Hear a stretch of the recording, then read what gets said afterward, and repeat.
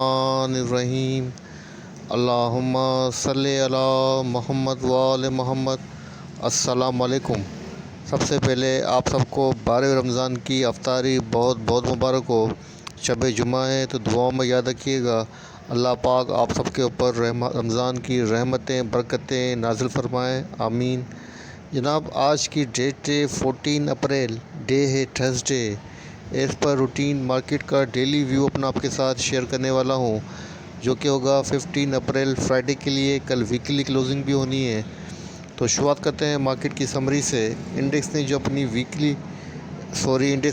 Daily closing adjust की है 46,484 के ऊपर की है।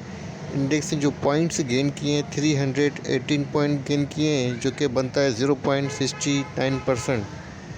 इंडेक्स के अंदर जो वॉल्यूम जनरेट हुए हैं जनाब 211.50 मिलियंस के वॉल्यूम जनरेट हुए हैं, जो कि कल की निस्बत प्रीवियस डेज़ की निस्बत हायर हैं। इंडेक्स ने जो आज अपनी ओपनिंग दी थी जनाब 46,188 के पास से दी थी। अपना जो हाई पोस्ट किया है 46,510 का किया है, और जो अपना लो पोस्ट किया है 46,054 का किया है। थ्रू आउट द डे जो इंडेक्स की पोजीशन रही है जनाब वो वॉलेटाइल रही है, और इन लास्ट जो क्लोजिंग हुई है पॉजिटिव हुई है। कंपनीज़ की बात करें तो 68 कंपनीज़ जनाब अप हुई हैं, डाउन 34 हुई हैं, 24 हुई हैं, और अनचेंज रही हैं जनाब वो 8 कंपनीज़ रही हैं। टॉप पॉइंट कंट्रीब्यूटर्स की बात कर लेते हैं जनाब। नंबर 1 के अंदर आता है एडवांसर में एंग्रो, जिसने 63.8 किए हैं। उसके बाद EPCL ने 45.8 किए हैं। सीनर्जी ने 37.8 किए हैं। MLCF ने जनाब 24.8 किए हैं। DAWH ने जनाब डॉ ने जनाब 13 पॉइंट इंडेक्स के अंदर ऐड किए हैं। NRL ATRL ने भी साथ दिया है। अगर बात करें डिक्लाइनर की तो जनाब डिक्लाइनर के अंदर नंबर 1 पे जनाब कोलगेट है, जिसने 17 पॉइंट डिक्लाइन किए हैं। उसके बाद MEBL है, जिसने 14 पॉइंट डिक्लाइन किए हैं। उसके बाद BFL ने 11 पॉइंट डिक्लाइन किए हैं। PPL ने 8 पॉइंट डिक्लाइन किए हैं। OGDC ने 7 पॉइंट डिक्लाइन किए हैं। अच्छा जनाब, आप बात करते हैं आज के वॉल्यूम डे स्टॉक्स की। नंबर 1 पे हमारे पास सीनर्जी है, जिसने ₹6.75 के ऊपर अपनी क्लोजिंग एडजस्ट की है। पॉजिटिव रहा है 16.18%। सेकंड नंबर पे WTL है जनाब, इसने ₹1.93 के ऊपर अपनी क्लोजिंग एडजस्ट की है। निगेटिव रहा है 2.53%। उसके बाद फ्लैंक का जनाब फ्लैंक शेयर है 9.90 ₹9.90 के ऊपर अपनी क्लोजिंग एडजस्ट की है। पॉजिटिव रहा है 2.38%। उसके बाद टेली जनाब, जिसने ₹15.62 के ऊपर अपनी क्लोजिंग एडजस्ट की है। नेगेटिव रहा है 2.44%। उसके बाद MLCF है, जिसने ₹38.44 के ऊपर अपनी क्लोजिंग एडजस्ट की है। पॉजिटिव रहा है 5.40%। अब आप बात करते हैं आज की इनसाइडर ट्रांजेक्शन की। तो नंबर 1 पे हमारे पास जो कंपनी है वो CFL है, जिसका ट्रेंड बाइंग के ऊपर है, और आज भी इसके अंदर बाइंग हुई है 25,684 शेयर्स की ₹55.10 की प्राइस के ऊपर। सेकंड नंबर पे जनाब सीनर्जी है, जिसका ट्रेंड बाइंग के ऊपर है, और आज भी इसके अंदर ट्रांजैक्शन हुई है। देखते हैं क्या हुआ। बाइंग हुई है 65,500 शेयर्स की ₹5.95 की प्राइस के ऊपर। इसके बाद नंबर है जनाब DSL का, तो इसका ट्रेंड सेल के ऊपर है। आज देखते हैं क्या हुआ है। सेलिंग हुई है 3 लाख शेयर्स की सेलिंग हुई है ₹5.48 की प्राइस के ऊपर DSIL के अंदर। उसके बाद है जनाब IBFL, तो उसका ट्रेंड बाइंग के ऊपर है, और आज इसके अंदर बाइंग हुई है 300 शेयर्स की ₹170 की प्राइस के ऊपर। इसके बाद नंबर है जनाब पैकेजेस का, इसका ट्रेंड बाइंग के ऊपर है। आज इसके अंदर बाइंग हुई है 200 शेयर्स की ₹426 की प्राइस के ऊपर। उसके बाद जनाब SBL, तो इसका ट्रेंड भी बाइंग के ऊपर है, और आज भी इसके अंदर बाइंग हुई है 10,000 शेयर्स की ₹12 की प्राइस के ऊपर। और इसके बाद नंबर है जनाब ASHT का, तो ये ट्रांजैक्शन है कल की, तो आज की ट्रांजैक्शन को यहीं क्लोज़ करते हैं। फाइनेंशियल रिजल्ट्स और बोर्ड मीटिंग को मैंने स्किप किया है, क्योंकि कोई शेड्यूल जो है वो ना फाइनेंशियल रिज़ल्ट ना कोई बोर्ड मीटिंग का शेड्यूल शो हो रहा था। अच्छा जनाब, आप बात करते हैं कुछ डेटा की, तो आपके सामने आज का फीपी लिपि डेटा मौजूद है। तो इसमें आप देख सकते हैं फॉरेन कॉरपोरेट्स, फॉरेन इंडिविजुअल्स और ओवरसीज़ पाकिस्तानीज़ की जो नेट पोजीशन है वो सेल के ऊपर है। 0.64 यूएस मिलियन की इनकी नेट सेल है। और अगर हम बात करें लोकल डेटा की, तो जनाब लोकल डेटा के अंदर नंबर 1 पे इंडिविजुअल्स हैं, इनकी नेट पोजीशन बाई के ऊपर है। 3.15 मिलियन की नेट बाइंग है। और कंपनीज़ की बात करें तो कंपनीज़ की पोजीशन सेल के ऊपर है। 2.20 मिलियन की नेट इनकी सेल है।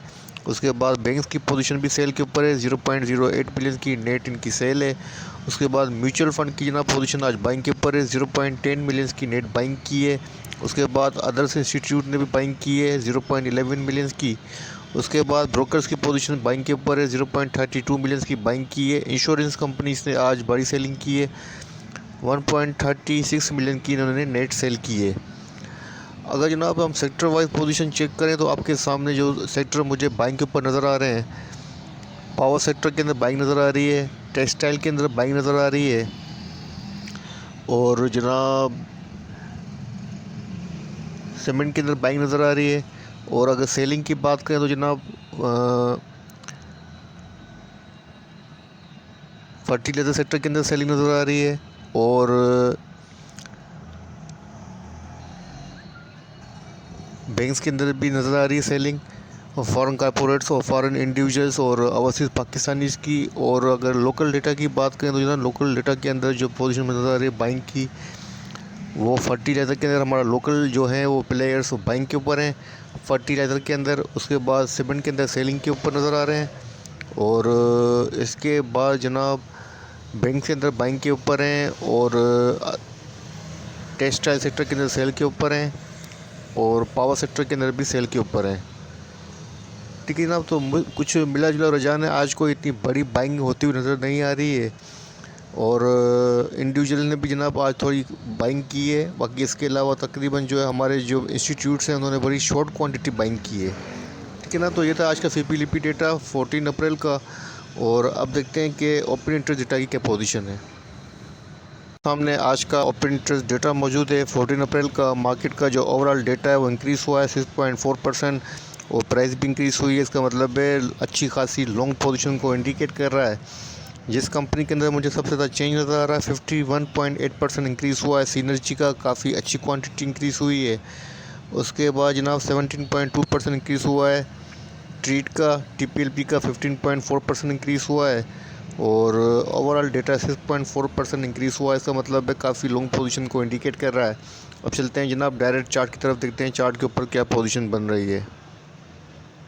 अच्छा जनाब, आपके सामने इंडेक्स का डेली चार्ट ओपन है, और डेली चार्ट के ऊपर यहाँ पर आप देख सकते हैं कि इंडेक्स वंस अगेन जो है वो रिबाउंड हुआ है, और पियर्सिंग पैटर्न जो है वो बनता हुआ नज़र आ रहा है। यहाँ पर आप देखें तो आज इंडेक्स ने अगेन जो है अपनी क्लोजिंग जो है अपनी प्रीवियस रेजिस्टेंस जो थी 46,400 की, इसके अबाव दी है।